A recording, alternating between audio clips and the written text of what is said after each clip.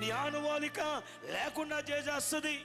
కారణం నీవు సరిగా వినలేదు. అది అగ్ని, దేవుని నోట నుండి వచ్చేటటువంటి మాట అగ్ని. అందుకనే కీర్తన గ్రంథంలో ఒక మాట, దేవా నీ వాక్యము లెబానోను చెట్లను సహితము కాల్చివేయగలిగినది, దేవదారు వృక్షములను నరికివేయగలిగినది. దేవుని వాక్యం చెబితే చాలు, ఆయన మాట విడుదల చేస్తే చాలు, ఆయన నోట నుంచి అది అగ్ని వలె వస్తుంది. సరిగా నీ విన్నట్లయితే, జాగ్రత్తగా నీ విన్నట్లయితే, వినడానికి ఇష్టపడినట్లయితే, నీలో ఎన్నో సంవత్సరాల నుండి పోగపడినటువంటి నీ పాపపు రాసులను అదేం చేస్తుంది?